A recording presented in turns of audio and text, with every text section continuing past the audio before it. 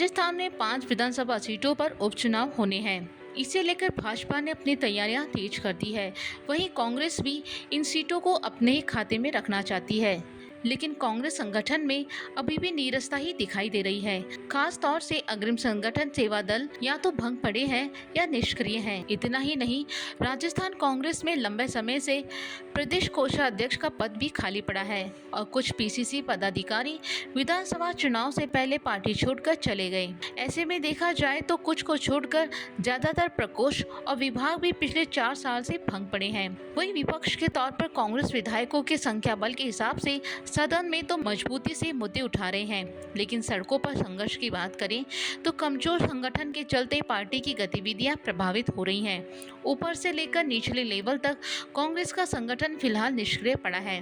ये हालात तब है जब जल्द ही 5 विधानसभा सीटों पर उपचुनाव होने हैं और मेन पीसीसी के साथ अग्रिम संगठन भी अलग थलग पड़े हैं। सचिन पायलट की बगावत के दौरान से ही कांग्रेस के प्रकोष्ठ और विभाग पिछले 4 साल से भंग पड़े हुए हैं। हैरानी वाली बात यह है कि उनके गठन के बिना ही विधानसभा और लोकसभा चुनाव भी हो गए। अब इनका गठन कब होगा, इसका भी कोई अता पता नहीं है। सेवा दल को छोड़कर बाकी अग्रिम संगठनों की भी स्थिति बुरी है। दिसंबर से ही महिला कांग्रेस कार्यकारिणी भंग पड़ी है।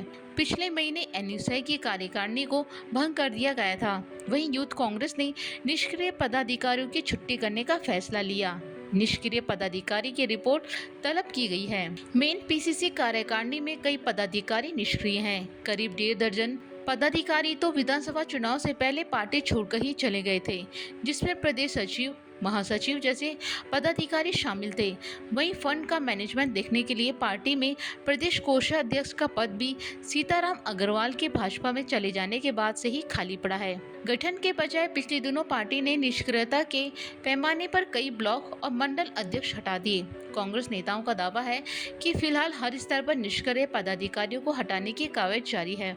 उसके बाद नई सिरे से संगठन को मजबूत करने की एक्सरसाइज शुरू की जाएगी। पार्टी ने ये भी दावा किया है कि अगस्त और सितंबर महीने में नीचे से लेकर ऊपर तक संगठन नए फ्लेवर में सामने आएगा, लेकिन अभी तक ये कह सकते हैं कि संगठन के चुस्त और दुरुस्त के मामले में कांग्रेस फिसड्डी साबित हो रही है।